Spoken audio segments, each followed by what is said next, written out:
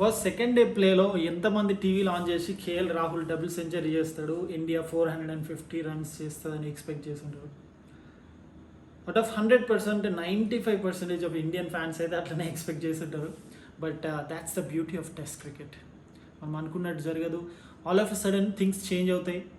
Over night స్కోర్తో India innings start చేసింది. But first ఓవర్లోనే రాబిన్సన్ అంటే he was not completely into the rhythm. First ఓవరే bowling చేస్తున్నాడు, పెద్దగా ఫుల్ ఫ్లెజ్డ్గా బౌలింగ్ చేస్తున్నట్టుగా అనిపించలేదు. అప్పుడే వార్మప్ అవుతున్నాడు, స్ట్రెచ్అప్ అవుతున్నట్టుగా అనిపించింది. బట్ ఒక I wouldn't say it as a poor shot, ఎందుకంటే ఇట్ వాస్ పిచ్డ్ ఫుల్లర్.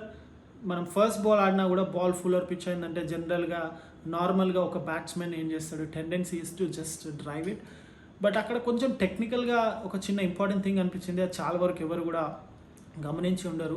ఆ బ్యాక్ లెగ్ ఎప్పుడైతే బెండ్ అయిపోతుందో వెయిట్ ట్రాన్స్ఫర్ అనేది ఫార్వర్డ్ జరగదు. వెయిట్ ట్రాన్స్ఫర్ ఫార్వర్డ్ జరగనప్పుడు బ్యాట్ స్వింగ్ అనేది అప్ స్వింగ్ ఉంటుంది. ఎప్పుడైతే డౌన్ స్వింగ్ వస్తుందో బ్యాట్ డౌన్ స్వింగ్ వచ్చినప్పుడు బాల్ ఆన్ ద గ్రౌండ్ కొట్టడానికి ఈజీగా ఉంటుంది. అండ్ నా వీడియోస్లో మీరు చాలా వరకు టెక్నికల్ అనాలిసిస్ కూడా చూస్తుంటారు, ఎందుకంటే జనరలీ ఆమె certified cricket coach as well. So దానివల్ల కొన్నిసార్లు నేను టెక్నికల్ అనాలిసిస్లోకి వెళ్ళినప్పుడు కొంచెం టైం తీసుకొని ఫుల్ ఫ్లెజ్డ్గా టెక్నికల్ అనాలిసిస్ చేస్తూ ఉంటా. చాలా వరకు ఆడియన్స్ కూడా టెక్నికల్ అనాలిసిస్ ఇష్టపడే వాళ్ళు ఉంటారు. డెఫినెట్గా ఒకసారి దాని టెక్నికల్ అనాలిసిస్ని ఇష్టపడిన తర్వాత you will obviously like those things much more. So అది మీ నుంచి ఆ తర్వాత వెంటనే అజింక్య రహానే అజింక్య రహానే అవుట్ అయిన విధానం అయితే డెఫినెట్గా క్వశ్చనబుల్, ఎందుకంటే లాస్ట్ 10 ఇన్నింగ్స్లో 5 or 6 టైమ్స్ అలాంటి లైన్లో వచ్చిన బాల్స్కి కంప్లీట్గా అవుట్ సైడ్ ఎడ్జ్ తీసుకొని స్లిప్ కార్డన్లో అవుట్ అవుతున్నాడు. So that is the biggest concern. But other than that కొంచెం డిసప్పాయింటింగ్ అని చెప్పాలి, ఎందుకంటే మంచి స్టార్ట్ వచ్చిన తర్వాత ఫస్ట్ డే, సెకండ్ డే దాన్ని క్యాపిటలైజ్ చేసుకోలేకపోయింది ఇండియా. ఓవర్ నైట్ స్కోర్కి 100 runs కూడా యాడ్ చేయలేకపోయింది ఇండియా. 100 runs కూడా యాడ్ చేయకుండా 7 wickets లూజ్ అయింది.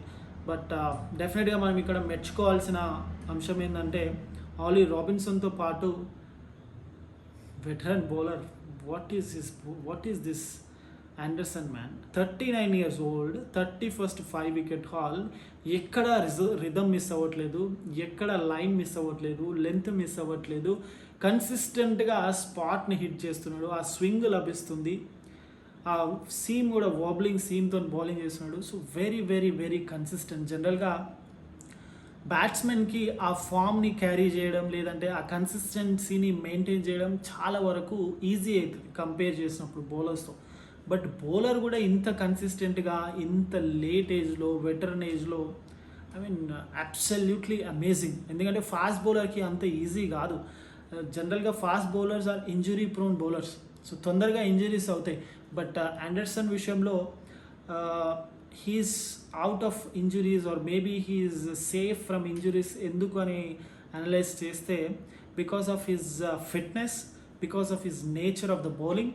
తను చేసే బౌలింగ్ యాక్షన్ కానీ తన రన్అప్ కానీ smooth runup, smooth action and ఆ ఫిట్నెస్ కూడా. జనరల్గా మనం చాలా వరకు బౌలర్స్లో డిఫరెంట్ యాక్షన్స్ చూస్తాం. మనకి ఎక్కడ అవుట్ ఆఫ్ 10 తీసుకుంటే 7 or 8 మనకు చాలా ప్యూర్గా, చాలా న్యాచురల్గా, చాలా కన్సిస్టెంట్గా, చాలా క్లీన్గా అయితే కనిపించదు. ఎక్కడో ఏదో ఒకటి లోపం ఉన్నట్టు కనిపిస్తుంది యాక్షన్లో. బట్ జేమ్స్ ఆండర్సన్ యాక్షన్ చూస్తే మాత్రం బ్యూటిఫుల్ ఉంటుంది, soft and clean and nice. చూడడానికి ఎంతసేపు చూసినా కూడా చూడాలనిపించినట్టు చాలా సింపుల్గా ఉంటుంది యాక్షన్. ఎవరైతే cricketers especially bowlers fast bowling చేసేవాళ్ళు I would definitely recommend James ఆండర్సన్ని. అతన్ని చూసి డెఫినెట్గా మీరు నేర్చుకోవచ్చు. ఫాస్ట్ బౌలర్ అనగానే 30 yards నుండి ఊరికి రావాల్సిన అవసరం లేదు.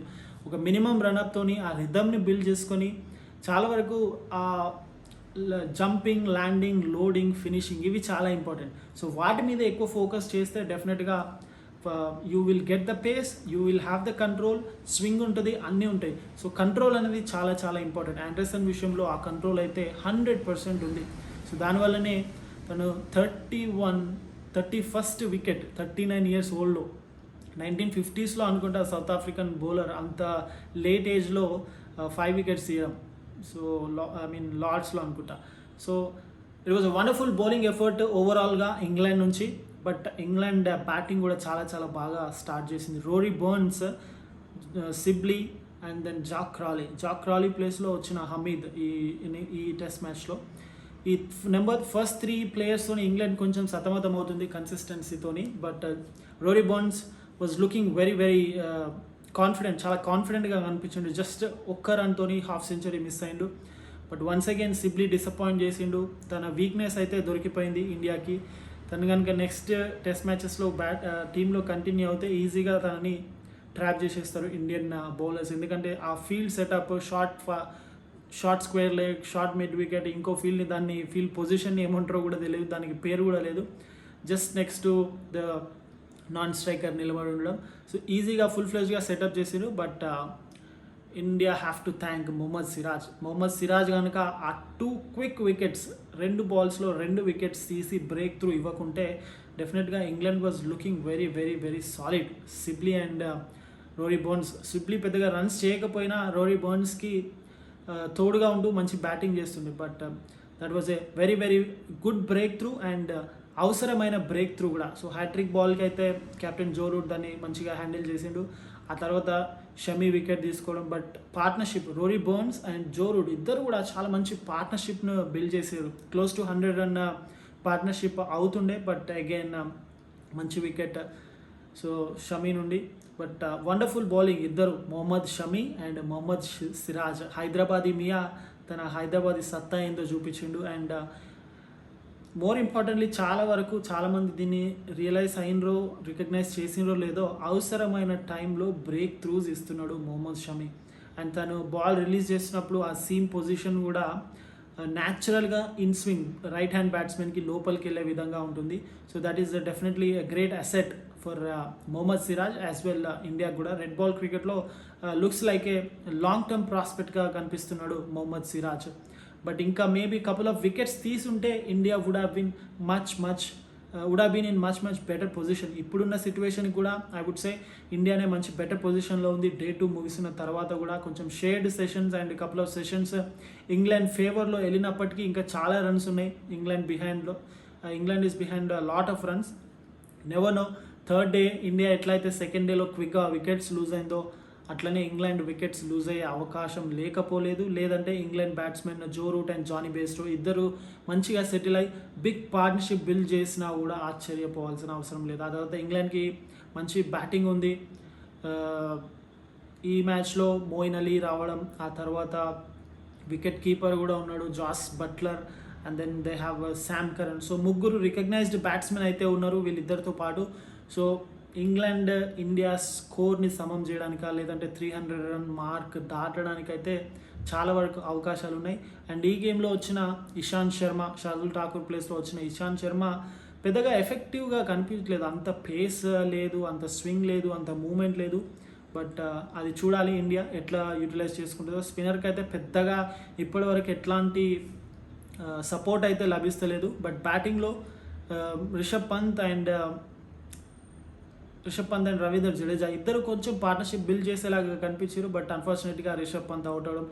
బట్ రవిచంద్రన్ అశ్విన్ని పక్కన పెట్టి రవీంద్ర జడేజాని తీసుకున్నందుకు బ్యాటింగ్తో అయితే డెఫినెట్గా రవీంద్ర జడేజా న్యాయం చేస్తున్నాడు. బట్ Day 3 ఎట్లా ఉంటుంది అంటే ఫస్ట్ 1 అవర్లో ఏ టీం అయితే పైచేయి సాధిస్తుందో వాళ్ళకి ఆ డే అంతా ఫుల్ ఫ్లెజ్గా వాళ్ళ ఫేవర్లో వెళ్ళే అవకాశం ఉంది. అన్లెస్ కొలాప్స్ అవుతే తప్ప డిఫరెంట్గా సిచ్యువేషన్స్ అయితే ఉండవు. But what I'm expecting is Day 3లో ఇంగ్లాండ్ డెఫినెట్గా ఈరోజు ఇంగ్లాండ్ ఇన్నింగ్స్ ఎట్లా అయితే స్టార్ట్ చేసిందో స్లో అండ్ స్టడీగా, అదేవిధంగా థర్డ్ డే కూడా అట్లనే స్లో అండ్ స్టడీగా స్టార్ట్ చేసి ఆ 300 రన్ మార్క్ని దాటడానికైతే డెఫినెట్గా ప్రయత్నిస్తుంది. But India have to break this partnership. Day 3లో ఇండియా కనుక Jonny Bairstow and Joe Root పార్ట్నర్షిప్ని బ్రేక్ చేసి ఆ తర్వాత బ్రేక్ చేసిన తర్వాత క్విక్గా బ్రేక్ చేస్తే ఏంటంటే నెక్స్ట్ వచ్చే బ్యాట్స్మెన్ మీద ప్రెషర్ పెరుగుతుంది. అదే వాళ్ళు ఇంకొక 60-70 రన్స్ యాడ్ చేసినంటే నెక్స్ట్ వచ్చే బ్యాట్స్మెన్ కూడా ఈజీగా ఉంటుంది. సో ఆ పార్ట్నర్షిప్ బిల్డ్ అవ్వకుండా క్విక్గా బ్రేక్ త్రూ తీసుకుంటే డెఫినెట్గా ఇండియా ఇంగ్లాండ్ని కట్టడి చేసేందుకు అవకాశం ఉంది. మరి మీరేమనుకుంటున్నారు? ఇండియా అండ్ ఇంగ్లాండ్ ఎలాంటి సిచ్యువేషన్లో ఉంది? Day 3లో ఏ టీమ్ డామినేట్ చేయబోతుంది? ఇండియన్ బౌలర్స్ క్విక్గా వికెట్స్ తీసుకుంటారా లేరా, లేదంటే జో రూట్ నుంచి మళ్ళీ మరొక భారీ ఇన్నింగ్స్ చూస్తామా లేదో డెఫినెట్గా కామెంట్లో అయితే తెలియజేయండి. And will meet in the next video. Until then thank you very much.